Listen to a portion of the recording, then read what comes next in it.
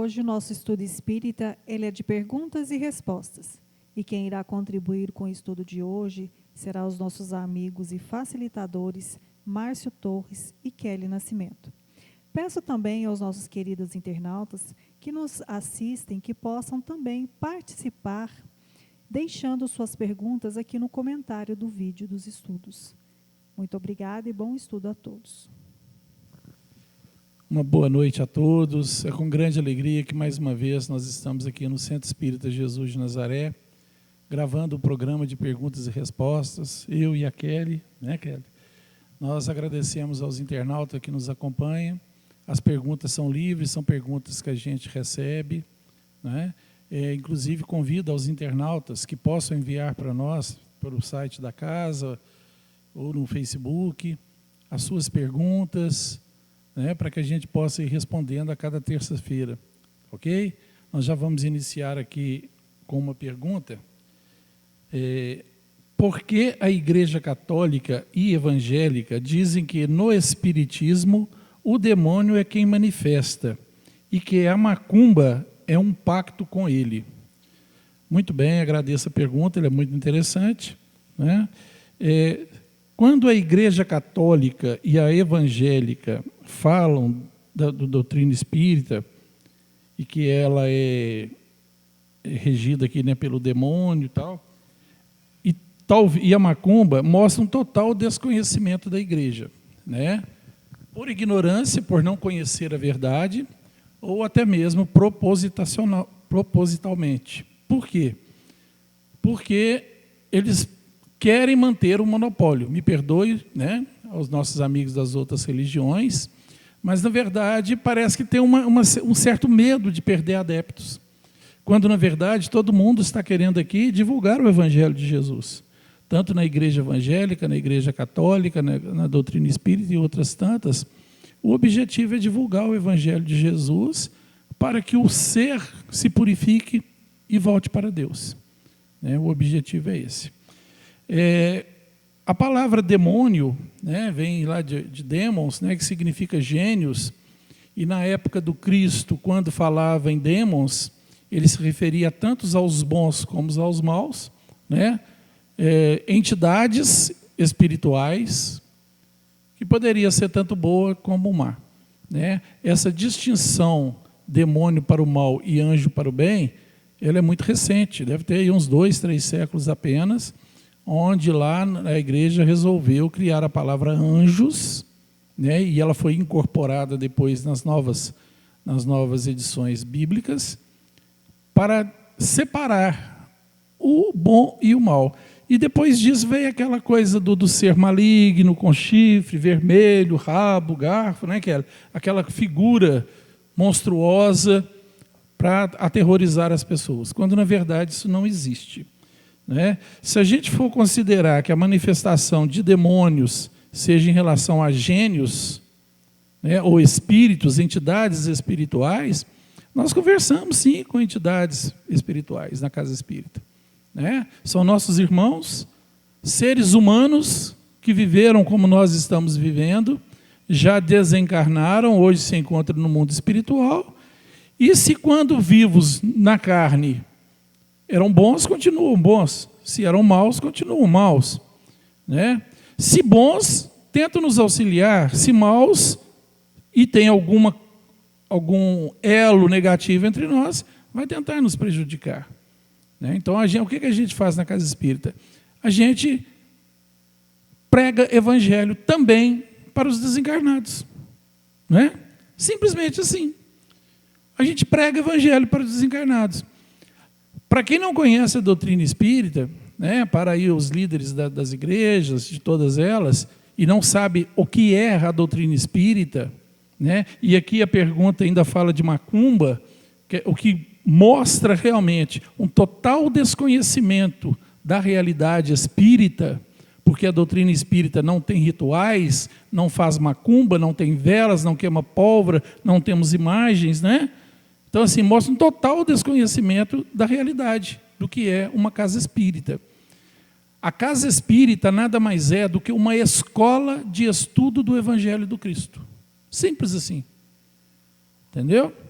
Ela é uma escola, uma faculdade, nem é escola.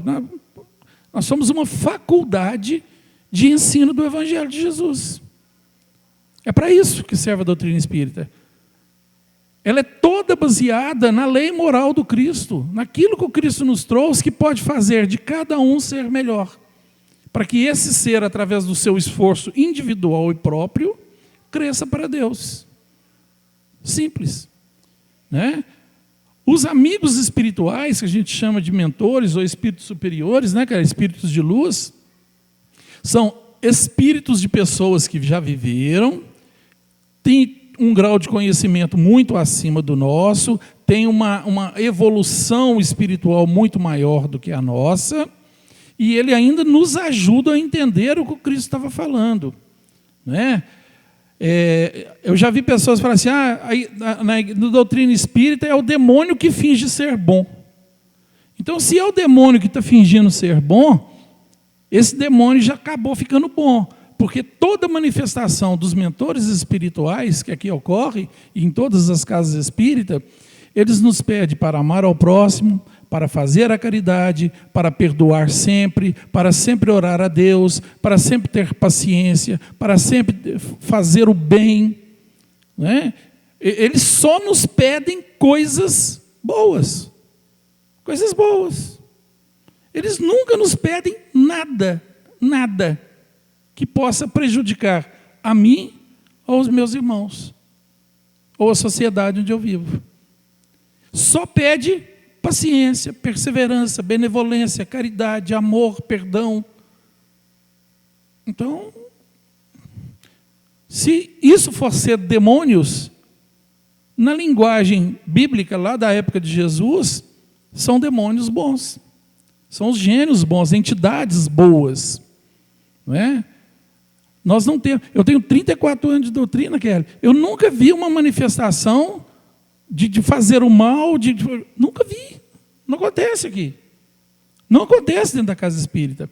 A macumba, que aqui cita, ela é feita nas religiões africanas, que vieram lá com os escravos, e teve uma miscelânea com a igreja católica. Aí surgiu a Umbanda, Quimbanda, Candomblé, né? Que você chega lá, tem imagens de santos católicos, tem algumas outras imagens lá mais esquisitas, tem isso, rituais. Por quê? Usou-se a cultura africana, misturou com a cultura católica, porque os colonizadores eram católicos e obrigavam os escravos a seguir a doutrina deles. O que os escravos fizeram? Malandramente, né? Maquiou a sua seita, que era de coração deles, era a forma deles aproximarem de Deus. E foi. Eles praticam a macumba. Não estou aqui entrando no mérito disso, não. Mas existem muitas casas de Umbanda, Quimbanda e Candomblé que tentam também ajudar as pessoas.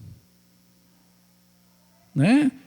Existe um lado lá negativo? Sim, a gente sabe que sim.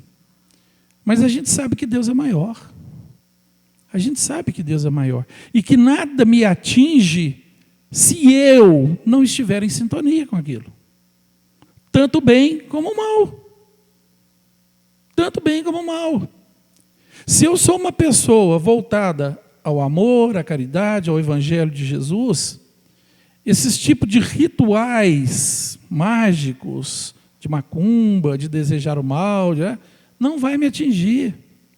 Porque eu estou vibrando num nível diferente daquele que a energia foi lançada. Da mesma forma, se eu sou uma pessoa plenamente negativa, e as pessoas estão orando para mim, pedindo para mim, e eu não quero entrar em sintonia com aquilo, eu também não vou receber.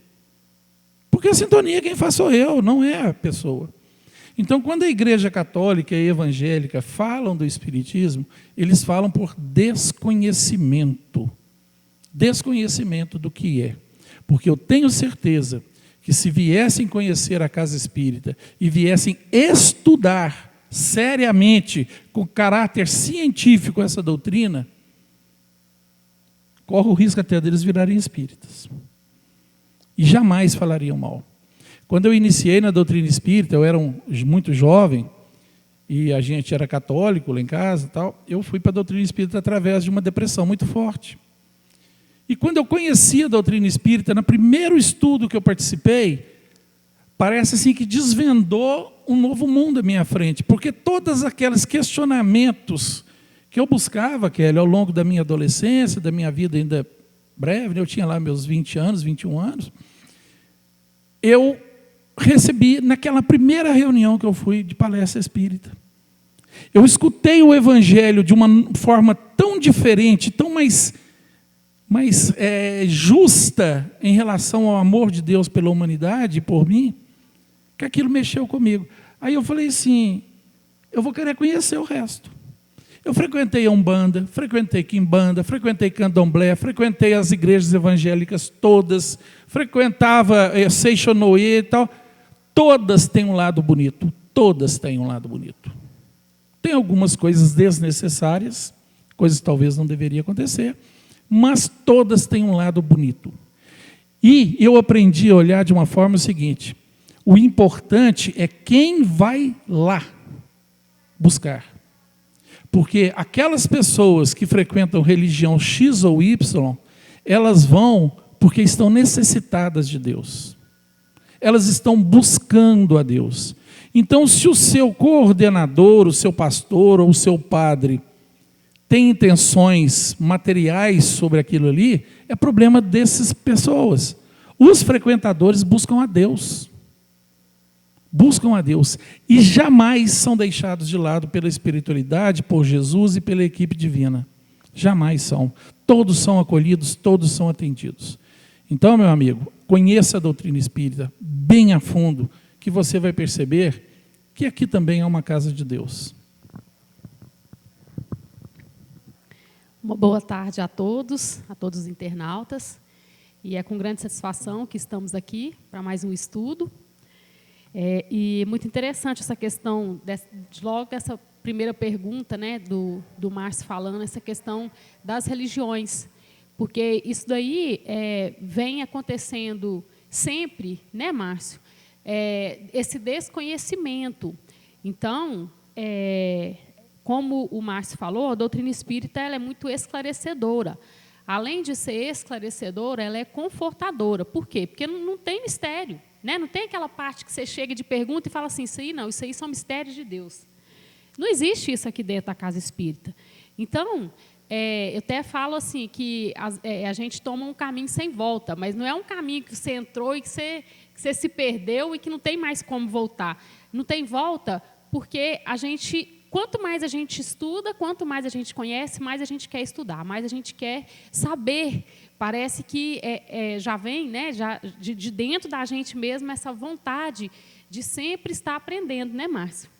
E a importância da doutrina espírita, porque, na verdade, nós não ficamos só também na chamada religião, né, Márcio? Como a gente tem a doutrina espírita, ela foi vamos falar assim, ela foi organizada, codificada, né, pelo Allan Kardec, e sobre 3 posições, a ciência, a filosofia e a religião. Então, vocês imaginam, né, o tanto de conhecimento que a gente pode ficar aqui encarnações e encarnações estudando, que nós vamos ter coisas sim para estudar. E isso é muito bom. Né, isso incentiva a gente. Por quê? Tudo que estiver relacionado a essas três posições aí desse tripé que a gente fala, nós iremos aprender aqui dentro. Então, nós aprendemos sobre a ciência, nós aprendemos sobre a filosofia, nós aprendemos sobre a religião. Né? E o mais interessante de tudo é o quê? A ciência, antigamente, ela não permitia que se falasse... não que não permitia, mas ela procurava ter todas as respostas assim, de uma maneira bem materialista, né, Márcio? Medida e pesada, isso mesmo. Hoje, a gente vê que a ciência ela já não consegue mais se desvincular da religião, nem vou falar religião, mas da espiritualidade de cada um, e vice-versa. Então, isso é muito bonito. Eu vejo, de vez em quando, assim, até mesmo nas redes sociais, a gente, de vez em quando, sai lá alguns lances assim, né? Da ciência, da fala da ciência, a física quântica. A física quântica hoje é prova disso. É prova de que é a ciência juntamente com um poder assim enorme com a espiritualidade. A ciência física ela é pura espiritualidade, pura energia, puro fluido, né? É a explicação sobre todas as coisas dela. Então, isso é muito bonito, muito fantástico. Agora, essa relação aí de demônio, né, Márcia? É interessante, porque, na verdade, o nosso ver sobre isso, né, a doutrina espírita, a relação dos espíritos. Aqui tem uma pergunta também, o que é espírito? Se eu sou um espírito, se eu não sou? A relação do demônio, nós sabemos que não existe, né? Esse é o demônio, esse é o anjo, não existe isso. Dentro da doutrina espírita, nós estudamos o próprio espírito. Eu sou espírito e tenho uma evolução X, né? Eu estou no estágio X. Então, quanto mais avançado eu estiver nesse estágio, melhor eu sou, melhor esse espírito é, né? Então, assim, quando a gente fala a questão do demônio, quando a gente traz para a doutrina espírita, na realidade mesmo, o que é? É um espírito atrasado, né, Márcio? São os espíritos atrasados, como nós já fomos e ainda somos. Nós ainda somos atrasados. Aí vem a pergunta, né, sobre essa relação do demônio, entre aspas. E daí? O que fazer com esse demônio? E aí eu vou fazer o que eu sempre aprendi desde pequeno, que eu tenho vamos falar assim, que eu tenho que julgar, né? Do demônio é isso, o demônio é aquilo. A gente vê que nas reuniões mediúnicas, né, que acontecem dentro de uma casa espírita, que a gente sabe que acontece, e não há nada a se esconder do que acontece lá, né? Só que são pessoas preparadas que podem participar dessa reunião, não é qualquer pessoa. Então, aqueles médiuns preparados participam das reuniões mediúnicas e, muitas vezes, chegam espíritos sofredores, sim, né? Mas chegam os espíritos sofredores não para a gente julgar e falar, sai demônio, sai capeta, né? Exorcizar. Pelo contrário. Esses espíritos infelizes, esses espíritos atrasados, eles chegam para a gente, para serem amados, para serem escutados e para que a gente possa, às vezes, tentar, né, os médiuns que estão ali, tentar fazer com que esse espírito sofredor enxergue que ele pode sair desse estágio, que ele pode parar de fazer mal para os outros, porque ele está fazendo mal para si mesmo. Então, o bonito da doutrina espírita é isso, porque aquele que, entre aspas, que é o demônio, é um espírito que está sofrendo. E, às vezes, muito mais do que nós, que às vezes reclamamos que nós estamos sofrendo, mas esses espíritos que chegam com essa mágoa, com essa raiva, com essa ira dentro do coração, muitas vezes são anos e anos, encarnações e encarnações, sofrendo por causa disso. Mas por quê? Muitas vezes não teve uma ajuda, não teve um aconselhamento, não teve, né? E dependendo do estágio também que a gente está, né? Cada um na sua aptidão. Então, isso, tirando para nós hoje, vale para a gente também aqui, nesse planeta aqui, encarnados. Por que vale? Porque nós temos uma mania, né, uma probabilidade assim, de julgar bem fácil. Aquele que ainda está lá roubando, que ainda está matando, que ainda está, né, fazendo esses tipos de, vamos falar assim, de barbáries, porque praticamente, né, você tirar a vida do outro, essas barbáries que a gente vê acontecendo aí hoje, esse espírito, ele também tem chance de evoluir, como eu tenho, porque ele não é diferente. Mas, tirando para nós, né, eu não mato mais, eu não roubo mais, mas quem sabe eu já fiz isso, para chegar até aqui. Então, não vale mais julgamento. Né? Isso vale para a gente, para nós colocarmos as nossas cabecinhas no lugar, parar de julgar. E aqui, perguntando aqui em relação do espírito, né? Nós entendermos que nós somos o espírito, pela questão materialista nossa aqui, nesse planeta, né? de provas e expiações, nós somos muito matéria ainda. Então, a gente fala assim, o que é o espírito? É uma pergunta aqui, né? Eu tenho um espírito? Não, você não tem, você é o próprio, né? O que é o espírito? Você é esse espírito. Fomos criados igualmente, simples e ignorantes, e na medida que a gente vai vivendo o nosso dia a dia, que a gente vai encarnando, nós vamos fazendo as nossas opções e a gente vai evoluindo. A gente vai evoluindo. Mas nós temos que entender isso, que nós não somos isso aqui que vocês estão vendo, né? Esse corpo. Não, eu sou o espírito. E esse espírito, ele tem essa vestimenta que vocês estão vendo aqui, que é necessário para a gente estar e viver nesse planeta. Né, Márcio? Planeta de provas e expiações. Só vou responder aqui rapidinho, essa diferença aqui que ele perguntou, que o Márcio também praticamente já respondeu, né? Que é uma perguntinha assim, o que é? Qual a diferença de um anjo guardião, um mentor espiritual, guia espiritual, espírito protetor? Então, gente, diferença nenhuma, né? Isso aqui é só como a forma como a gente chama esses espíritos que estão do nosso lado, que nos ajudam, simplesmente isso. E dentro da doutrina espírita, a gente sabe que cada um de nós temos esses espíritos, temos mentores, né, que nos ajudam e que nos auxiliam. É só a gente começar a perceber, começar a sentir, começar a perceber, começar a observar esses toques que a gente tem deles para conosco. Porque muitas vezes eles estão lá praticamente sacudindo a gente, né, para a gente entender as coisas e a gente não entende. Mas nós temos esse privilégio, todo mundo tem, esse espírito protetor, esse espírito que nos acompanha e que quando a gente, né, nas nossas fases difíceis, nas crises, nós podemos pedir ajuda sim. Nós devemos pedir ajuda, não só pedir a todo instante, né? Mas nas nossas dificuldades, nós podemos pedir ajuda sim e somos escutados sim.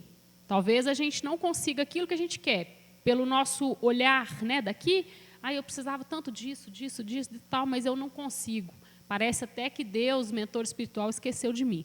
Não, se você não conseguiu ainda, é porque não é a hora. Porque talvez você pense que aquilo seria bom, mas não vai ser.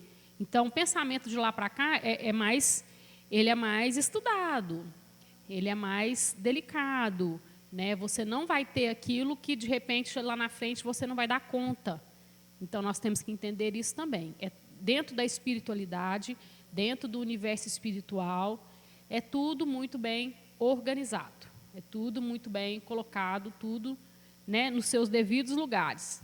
Nós que muitas vezes não conseguimos entender essa relação, até mesmo pelo que a gente vive hoje, né, no nosso mundo que a gente vive hoje. É difícil, às vezes, a gente entender isso, né? Em relação aos mentores, o anjo da guarda, o que a gente precisa saber, eu até fui questionado por uma pessoa essa semana, mandou um WhatsApp fazendo uma pergunta parecida com essa. Ela perguntou para mim assim, quem são os meus anjos da guarda e tem como eu saber como eles chamam, como o nome deles, né? O interessante, a primeira coisa que a gente tem que entender é assim, quem são? Quem é? Né? O mentor, ou o anjo da guarda, que todo mundo tem, né? Ou demons da guarda, poderia ser um demônio da guarda também, não no sentido negativo, mas no sentido positivo da palavra, são seres espirituais como eu sou, como aquele é, como todo mundo é. Pessoas que já viveram, já desencarnaram, estão hoje num plano espiritual, num processo evolutivo um pouco acima de mim, né? Porque a gente imagina, quando fala anjo da guarda, eles já imaginam um ser alado, de cabelo lourinho, encaracolado, de vestezinha alfas, né? Então, assim, alvas. Então, assim, não é isso, tá? É uma criatura, pode ser homem, pode ser mulher, pode ser apresentar na figura de um afro-africano, ou na figura de um índio, ou na figura de um asiático, né? Ou na figura de um caucasiano. Depende se é homem, se é mulher, porque o espírito não tem sexo. Ele pode se apresentar como homem, pode se apresentar como mulher, né? O que a gente tem que entender é que esses seres têm um vínculo afetivo com a gente muito grande, um vínculo de amizade, de bem-querer, que quer profundamente o sucesso dessa atual encarnação, que eu estou nela. Então, antes de eu vir, ele assume um compromisso comigo de me orientar. Ele não é um ser muito grandioso, não podemos dizer que é. Por quê? Porque nós não somos. Não é? Eu brinco muito, sabe, Kelly? Eu falo assim, você acha que Emmanuel, que era o mentor espiritual do Chico, vai perder o tempo dele comigo? Olha a distância evolutiva que separa o Márcio de Chico Xavier. Né? Olha o nível vibracional e estelar que esse ser Chico Xavier é e o que eu sou. Então é o seguinte, cada um tem o anjo que merece. O meu, ele está um pouco além de mim, porque para me guiar ele tem que ter mais lucidez que eu, senão eu não conseguiria me guiar. Nem se ele fosse igual a mim, ele conseguiria me guiar. Ele precisa estar melhor que eu. Então é este ser. Que nome ele tem? Não interessa, não importa. Porque para os espíritos superiores, o que é importante é o trabalho, é a mensagem, né? É a vitória. Independe se ele vai... Eles não querem méritos do trabalho. Espíritos superiores não esperam méritos do trabalho. Então, eles não querem mostrar, eles não querem personificar a presença dele na minha vida. Por isso é que a gente sente mentalmente as interferências desses amigos. É aquela consciência que me acusa, é aquela consciência que me pede, é aquela coisa de deitar no travesseiro e ficar assim, poxa, poderia ter sido melhor, eu não deveria ter feito isso, né? Então é assim que eles agem. Por quê? Porque eles respeitam o meu direito, o livre-arbítrio meu. Então é assim que eles agem. Então não importa. Quando uma pessoa católica reza para Nossa Senhora Aparecida, para Nossa Senhora da Conceição, ou para Maria, que na verdade é tudo a mesma coisa, né? Ou reza para um santo qualquer, quem vai atender as solicitações é o seu mentor espiritual, o seu anjo da guarda, porque é ele que se responsabilizou por isso. É ele que vai se aproximar. Se ele for uma figura masculina e você reza para Nossa Senhora Aparecida, é ele que vai manifestar. Se ele é uma figura feminina e você reza para São José, é ela quem vai se manifestar. É ela que vai estar com você. Por quê? Porque não interessa que nome que você dá, com que objetivo. Eles querem o seu progresso. Então, você pode batizá-los. Qual o nome que você acha que seria mais gostoso você invocar o seu anjo da guarda? Né? Batiza ele. A partir de hoje, o meu mentor, o meu anjo da guarda, o meu espírito protetor, vai chamar Maria. Pronto, é Maria. Não, vai chamar Pedro. Então é Pedro. Pode chamar, ele vai te atender. Não importa. Nós, na nossa inferioridade, no nosso egoísmo, na nossa vaidade, a gente fica preocupado com méritos, em aparecer, em ganhar louros, né? Eles não. Eles querem que você cresça, eles querem que o trabalho seja realizado. Porque acima de todos nós, existe um Criador que nos observa. E só isso basta. Só isso basta. Vamos a uma pergunta aqui, Kelly. Já tenho frequentado há algum tempo a Casa Espírita. Gosto muito das palestras. Mas tenho muitas dúvidas. Será que tem algum modo para eu entender e aprender mais? Sim. E foi muito bom sua pergunta. Por quê? Quando a gente vai numa casa espírita, quando a gente começa na doutrina espírita, a gente passa por um momento assim de... Como é que eu vou chamar? Um momento de entusiasmo acerbado, né? Porque é tudo muito novo, é tudo muito gostoso. A gente começa a ouvir coisas relacionadas ao Evangelho de Jesus numa visão de um Deus que realmente me ama, de um Deus que realmente é perfeito, é um Deus que não me julga, que não me condena, que se eu sou pobre ou rico, negro ou branco, feliz ou estou triste, Deus continua sendo justo e bom e me amando. Porque a reencarnação vem e explica tudo isso de forma racional, forma lógica, e realmente nos dá essa fortaleza de que sou um filho amado de Deus. Então a gente entra nesse momento realmente de muita euforia, né? Alegria, a gente quer falar, a gente quer ver e tal, e começa a vir nas palestras. Passa um determinado tempo, muitos questionamentos, porque foram muitos séculos fechados em outras formas de ver o Evangelho, né, na nossa ignorância, nos nossos costumes, né, várias reencarnações ali. Quando uma nova verdade começa a aparecer na minha vida, eu começo a fazer vários questionamentos. Eu começo a questionar isso, aquilo outro, e às vezes as palestras, né, como o palestrante ele já tem um tema pré-determinado, ele estuda para falar, né, que ele prepara-se e vem fazer o estudo, ele às vezes não fala daquele assunto que você gostaria de ouvir, não tem aquele espaço. Tanto é que essa reunião, nós estamos nela hoje, né, Kelly? Ela foi criada para isso, para tirar dúvidas. Mas vamos imaginar a doutrina como uma jarra com leite. Aquele leite que já coalhou e virou aquela nata por cima assim, ó. Tá? Vamos imaginar uma vasilha de 1 litro de leite, né, com uma nata fina cobrindo aquele leite. As palestras é a nata. Quando a gente vem para a casa espírita, tomar o passe, pegar a água fluidificada e escutar as palestras, eu estou apenas na nata. Abaixo daquela nata tem 1 litro de leite. Tem 1 litro de leite. Esse 1 litro de leite é o estudo aprofundado da doutrina espírita. É eu pegar as 5 obras de Kardec, né, e estudar. Não é ler, não. Ler, não. É estudar.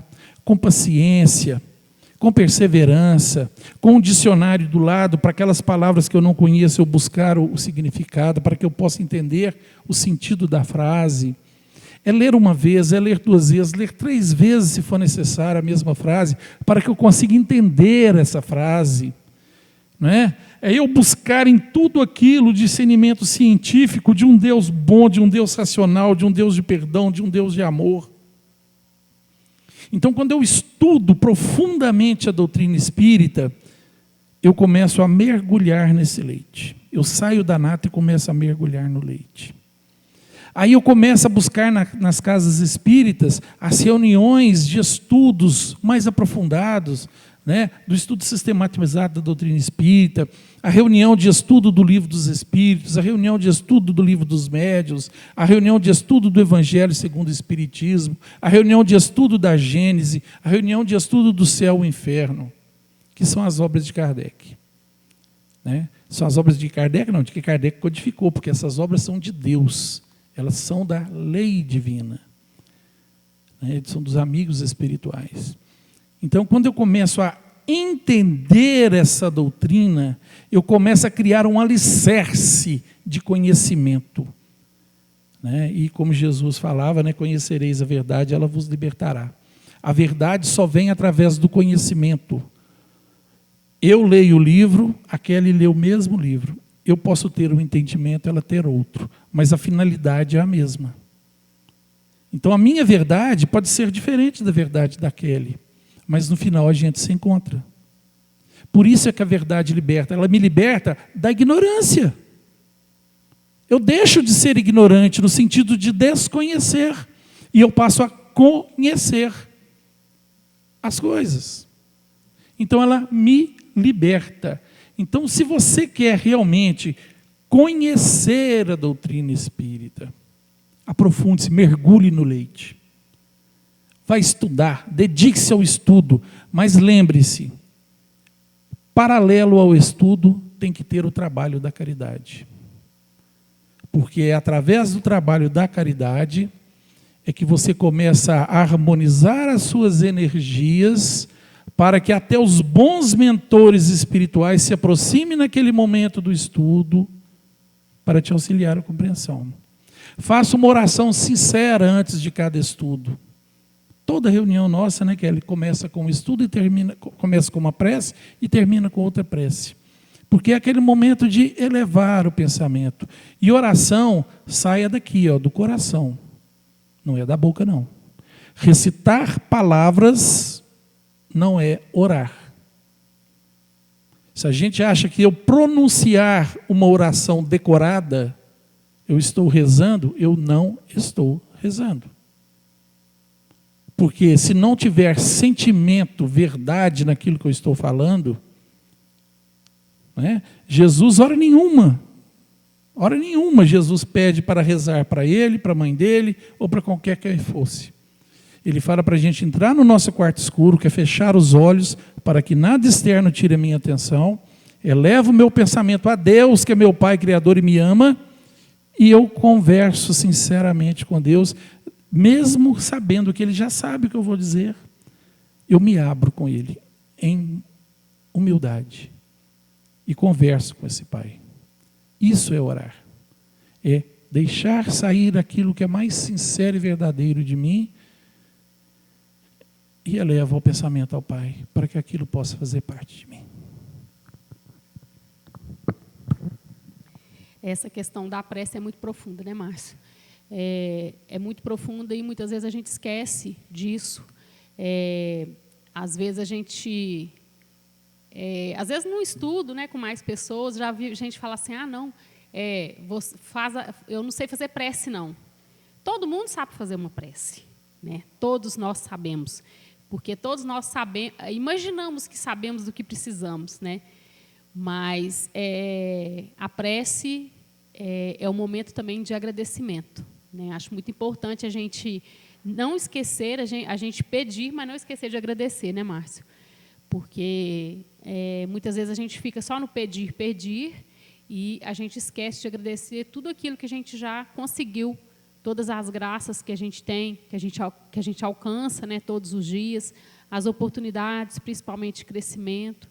Então, eu vejo assim, quando a gente está num estágio, agora, né, nós estamos com esse caso onde a gente está mais isolado e tudo, então, muitas pessoas, né, e às vezes nós também entramos aí em estados depressivos e imaginando que está tudo muito ruim, né? E que não tem saída. Mas, quando a gente ora e quando a gente faz essa prece, a gente vê que nós somos atendidos, sim. E que existe saída, sim. Né? Para tudo existe saída e para tudo existe um propósito. Nós temos que modificar a forma como a gente enxerga aquilo que nós estamos enxergando, aquilo que chega para a gente. Né? Nós ficamos, assim, às vezes, numa questão de reclamações, de queixas, o tempo inteiro. Eu me incluo, a gente se inclui nisso também, né? Não estou falando que nós somos humanos também. Mas, em relação ao que a gente está passando hoje, né? Antes estávamos numa correria louca, uma correria doida. E a humanidade estava caminhando por um lado que estava impossível de continuar. Então, paramos por um tempo. E aí, o que acontece? As reclamações não param. As nossas queixas continuam. Enquanto a gente está na correria, a nossa queixa é de que não dá tempo de fazer nada. Nossa, você tem que fazer uma atividade física. Não, mas não dá tempo, porque é meu trabalho, porque é meu serviço, porque eu tenho que fazer isso, porque eu tenho que chegar em casa, eu tenho que olhar a menina, eu tenho que ir para o computador, não sei o quê. Tá. Hoje a nossa queixa mudou. Né? Nós já demos uma desacelerada, né? Nem que não seja aí muito grande, mas nós demos uma desacelerada e hoje a reclamação mudou, mas continua a mesma coisa. Muitas vezes estamos mais ansiosos, mais depressivos, o que vai acontecer, o que não vai acontecer, e não aguento mais, às vezes, não poder fazer minhas coisas que eu fazia antigamente. Então, assim, se a gente for olhar, nós somos muito mal agradecidos, porque tudo para a gente está ruim. Se o sol está quente, a gente reclama. Se é um dia chuvoso, nossa, eu não posso fazer nada por causa dessa chuva, por causa dessa chuva. Se o dia está frio, a gente reclama, não, mas que frio que é esse, que esse ano está frio demais. Então, nós temos essa tendência de estar sempre reclamando das coisas, ao invés de aproveitar o que a gente tem no momento. Espera aí, o que eu tenho nesse momento? O que eu posso fazer de proveito? Né? O que eu posso tirar de proveito para mim, nesse momento? E o que será que eu tenho que aprender com isso? Com esse sofrimento, com o que chega para a gente? O que será? Qual que será a lição? Nós esquecemos de nos preocupar com isso. Qual que será a lição? Em que ponto mesmo será que eu tenho que me trabalhar? Né, Márcio? A gente vê aí muitas pessoas, casais, às vezes, se separando num nível e numa quantidade maior. Por quê? Porque, muitas vezes, aquilo que estava acontecendo, às vezes, dentro da casa da gente, como a gente passava tempo demais fora, a gente nem percebia. Né? Então, nossos verdadeiros desafios, a maioria deles estão dentro de casa. Então, hoje, nós estamos que estar mais tempo dentro de casa. Então, por aí, gente, a gente vê que nada acontece por acaso mesmo, não. São coisas que vêm, que é para nos ajudar, que é para nos dar um salto, um empurrão mesmo, para a gente acordar, para a gente passar a viver melhor, mudar as ideias, mudar o jeito de viver, mudar os pensamentos, né? Márcio falou ali da prece, da oração. A oração não fica só nas palavras, e muito menos nas palavras bonitas. A oração, a intenção não é essa. A verdadeira oração é aquela que você tem o seu mentor espiritual, ou seu Deus, né?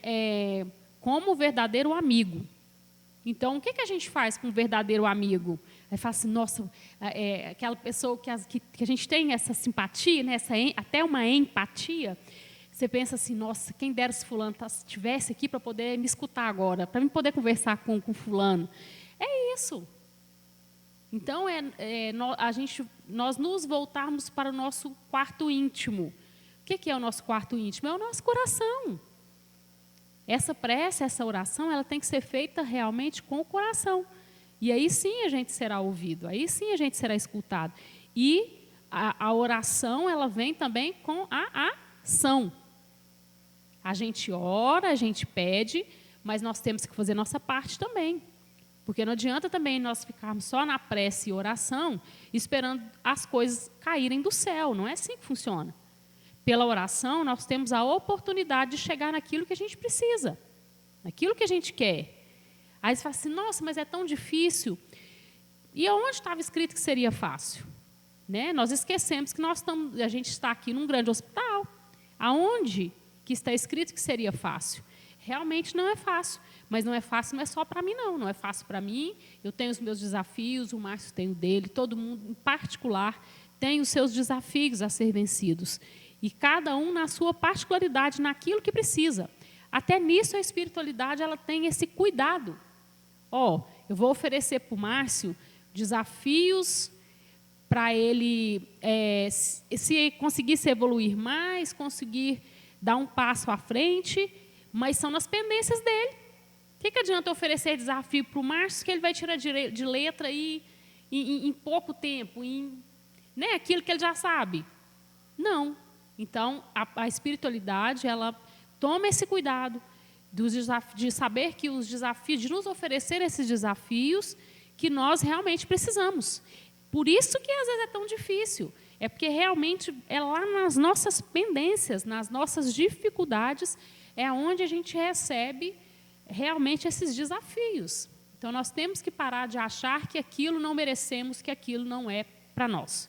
Porque cada um tem o seu desafio, tem os seus problemas, e tudo é direcionado naquilo que cada um precisa, na sua aptidão. Então, eu queria agradecer a todos, uma boa tarde, e muito obrigada aos internautas, até uma próxima oportunidade, e o Márcio vai finalizar para a gente. Vou finalizar com uma última perguntinha, Kelly. A pessoa pergunta assim, o centro espírita de Mesa Branca é o mesmo que o kardecista? Não, não é em todos os sentidos, até mesmo na linguagem. Né? Para começar, não existe centro espírita de Mesa Branca. tá? Como também não existe centro espírita de Umbanda, centro espírita de Quimbanda, centro espírita de Candomblé. Isso não existe. Tá? Não existe a palavra kardecista ou kardecismo. Existe o nome Allan Kardec, né, que era o pseudônimo de Hippolyte Léon Denisard Rivail, um francês, um professor, catedrático, né, que codificou, que organizou, durante anos de trabalho e pesquisa, a comunicação entre o mundo espiritual e o mundo físico, com critério científico, e ali ele formatou os livros. Tá? Hippolyte, Allan Kardec, né, ele batizou o nome dessa nova doutrina de Espiritismo. Tá? Então, ele formatou um novo sistema de estudo e pesquisa das leis de Deus e batizou isso com o nome de Espiritismo. Este ano nós completamos 163 anos de doutrina espírita, né? Ela tem um aniversário que é 18 de abril de 1857, me perdoe. Então, essa é a data de início da doutrina espírita, que a gente conta com o lançamento, a primeira edição de O Livro dos Espíritos. Né? A gente sabe que antes disso já tinha aí alguns anos que ele já vinha fazendo as pesquisas, mas nós usamos essa data, né, do lançamento da primeira edição do Livro dos Espíritos como data de aniversário dessa doutrina. Então, a palavra Espiritismo foi criado para dar nome a essa nova doutrina. Então, não existe. As religiões afro, Umbanda, Quimbanda, Candomblé, já existiam no Brasil imperial, no Brasil colono. Né? Já existiam, com o nome de Quimbanda, Umbanda e Candomblé. Pronto. Então, não é a mesma coisa. Kardecismo não existe, existe Espiritismo, e não é a mesma coisa. Tá ok? Eu espero ter respondido. Aos nossos amigos internautas, uma excelente noite. Muito obrigado por vocês estarem nos acompanhando. Que Deus nos abençoe e nos ilumine. Obrigado, Kelly. Viu? Um abraço a todos. Fique com Deus.